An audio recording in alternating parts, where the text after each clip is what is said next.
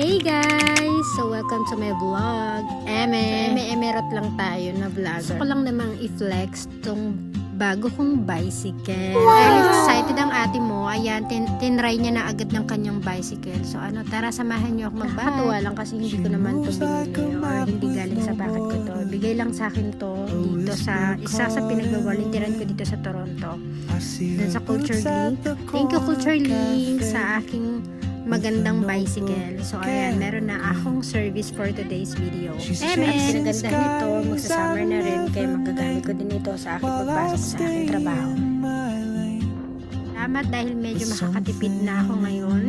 Thank you Culture Link. Buti na lang talaga nag-volunteer ako dito sa isang program na to. So bali, senior program to. So every Monday pinupuntahan ko siya. Ayun, flex ko lang yung lugar na pinuntahan. Nag-bike ako sa Lakeshore. Ayan, ang ganda diba? Ang ganda ng mga bulaklak. Nakakatuwa lang. Ayan ang tanawin for today's video. Nakikita nyo ba yan? Ay, may lang ako. Hindi ako masyadong perfect mag-video. And also, hindi pa kagalingan voice over ang kalayo ng aking binike. So ayan, andito na tayo sa dulo. Actually pabalik na tayo pa uwi niyan. Itong video na to ay sa Humber River. So mapapansin nyo, pa uwi na ako niyan. So ayan yung mga dinadaanan ko. Tsaka maganda ang panahon ngayon guys. So maaraw siya kanina, and then ngayon medyo nagkulimlim na kasi hapon na rin siya. Pero sa totoo lang malamig pa rin naman siya.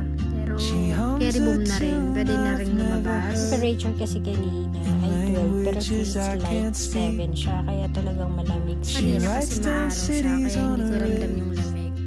Pero nitong mga hapon na to, mga alas 4 na to, kaya 4 p.m. Kaya medyo tumatagos na rin actually yung lamig kapag humihinto ako. So ayan, ang auntie nyo, feelingera, akala mo naman siya pro. Pero hindi ka kagalingan te, huwag kang magbida-bida. Eme lang tayo. So, nakakatuwa, ang ganda ng bike ko, diba? So ayan ang aking dinaraanan. So dadaan na tayo sa ng ating daraanan. So ang ganda niya guys. Actually, ang ganda mag-picture dyan kasi syempre, nakatamad na huminto para lang mag-timer at i-set up na naman ang ating cellphone dahil wala naman tayong taga-picture pa. So ayan, video na lang muna tayo. So ayan, nakakatuwa, nakakaalis ng pagod kapag ganitong lumalabas ako ng fresh air, tsaka nakakita ko ng mga tao. Alam niyo yun, kahit malamig siya, pinipilit ko talagang lumabas kasi nakaka-drain talaga kapag nasa loob ka ng bahay. Kaso yan, gala-gala na lang tayo. Isa sa pinakagusto kong gawin din ay mag-video. So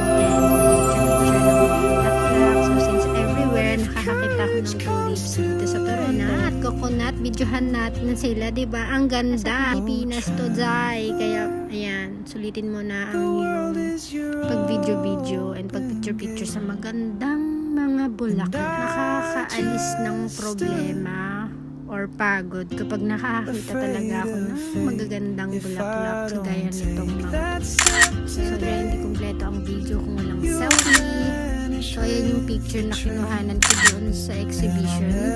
So ayan yung diba? So ito din yung dinaaran ko kanina. Ang dami kong arte, pasensya na kayo. Pero yan lang talaga ang hilig ko. Ayan ang bridge kanina. And then ito yung sa Humber.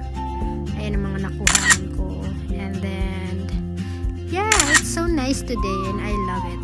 So ayan ang ating atake ni ante sa waterfront na to. So ayan ang aking mga photos na aking kinuhanan sa tulips.